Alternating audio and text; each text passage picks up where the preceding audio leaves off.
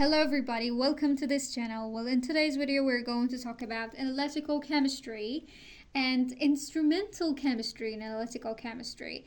Well, it's not just a video, we're going to upload more videos about this subject, so if you were interested, click the subscribe button to follow for more. So let's get started. We first want to know a little bit about fundamental informations of instrumental analytical chemistry. First of all, we need to know why instrumental analytical chemistry exists.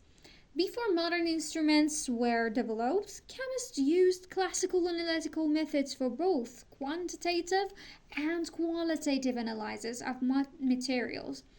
Such methods were like gravimetry and volumetry. Classical methods have a lot of advantages like high accuracy and precision when done carefully, low cost since they just require simple glasswares and chemicals instead of expensive instruments. They also are so good for education because they help students understand the chemical reactions involved in analysis.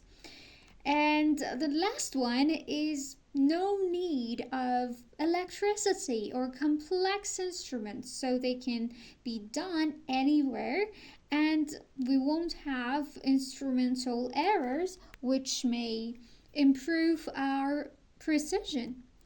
But they also present some limitations, such as being slow. They're so slow and time consuming, and many steps and waiting times are required. They often require large sample amount and more reagents. Sometimes we won't have that amount of sample or reagents, so it might cause problem. They also usually measure one element or compound at a time, not suitable for complex mixture and the time that we want to measure something simultaneously or in some kind of complex matrix. So the next one is lower sensitivity, so they cannot detect very small amounts. Why? Because most of the time for classical methods, our detector is just our eyes, and our eyes aren't really, capable of detecting small amount, trace amounts like ppm or ppb even. So we need some instruments in that case. And the next one is they're hard to automate, so it's hard to make them computer based and it makes them less practical for modern laboratories. Instrumental methods are here to save us. Actually, they can speed up the process and you can have a result within a few seconds or even a few minutes instead of waiting for it for too long, for hours and days. They also have higher sensitivity, so the detection of trace amounts down to ppm or even ppb is possible with instrumental methods. They can have high selectivity and be able to analyze complex mixtures and identify individual compounds in those mixtures. They can be automated, so they are computer controlled systems, which reduces human errors. Smaller sample and reagents are required for instrumental methods, so that makes our analyses cheaper and greener. And the last one, but not least, versatility. One instrumental can often analyze many different types of samples, which is a good point. So, classical methods like gravimetric and volumetric analysis are accurate but slow, require a large amount of sample, and can measure only one component. They also lack sensitivity and automation. But here, instrumental methods were developed to solve these problems, and they provide faster and more sensitive methods. In this slide, you are seeing main categories of instrumental and analytical methods. The first one is the spectroscopic methods, like UV visible, infrared, atomic absorption, emission, and fluorescence spectroscopy, which we are going to go through the details in this video and following videos. The second one is electrochemical methods, third one chromatographic methods, and the fourth one mass spectroscopy, and the hybrid of that with chromatography methods like GC mass or LC mass. So let's begin with a spectroscopy. What is exactly spectroscopy? Well, a spectroscopy is the study of the interaction between matter and electromagnetic radiation or other forms of radiation. So that's the interaction between the matter and radiation. But here, it is used to identify substances and determine their concentration based on how they absorb, emit, or scatter light. So it works based on absorption, emission, and scattering light. So, what is electromagnetic radiation that we mentioned earlier? Well, it's energy that travels as wave and also behaves as photons.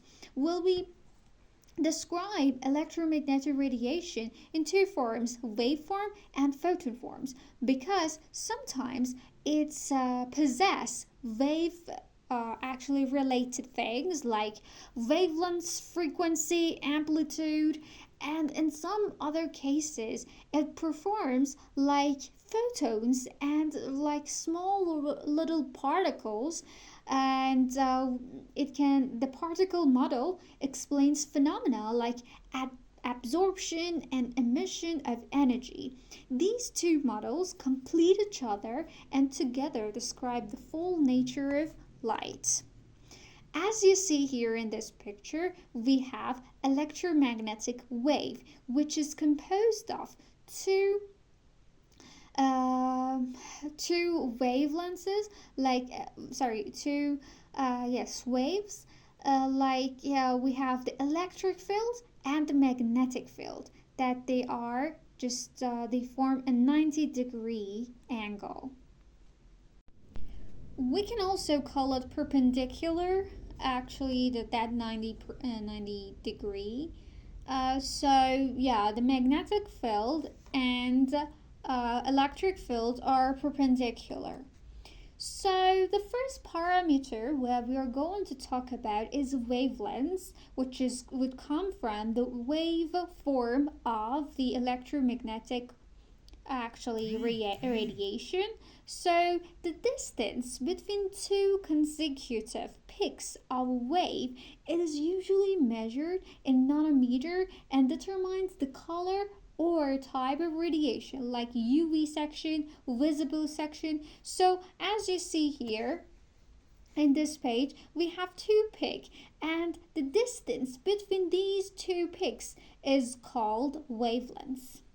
Another parameter is amplitude, which is shown by A. The height of the wave from its center line to its peak is called amplitude. It represents the intensity or strength of radiation. Higher amplitude means a stronger or brighter light. As you see in this picture, the red section that I have shown here is the amplitude of this wave. Frequency is also really useful in this topic. What is frequency exactly? Well, the number of wave cycles that pass a given point per second is called frequency. Imagine we point a dot here in this picture. So, in 1 second, we count the number of peaks that go through this dot here. So we call this frequency.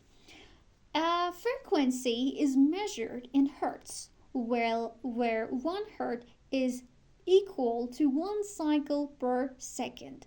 Frequency is inversely related to wavelengths. As you see, the formula is frequency is equal to c divided by wavelengths. Well, c here is the speed of light. Another parameter which is good to be familiar with is wave number. Well, wave number is the number of waves per unit distance, usually measured in reciprocal centers. So it is the inverse of wavelengths. Wave number is often used in infrared spectroscopy because it is directly proportional to energy. As you see, we can say the higher the wave number, the higher the energy of that radiation. So they have a kind of relation together. We also have period that we show it with t, which is the time required for one complete wave cycle to pass a point. It is the inverse of frequency, and we show t is equal to 1 on frequency. And as you see, the frequency was also c on wavelengths, so you can have period as the wavelengths on c, which is the speed of light. Radiation power, which we show it with P, is the total energy of radiation emitted, transferred, or received per unit time. It is measured in watts. In a spectroscopy, it describes how much radiant energy is coming from the source.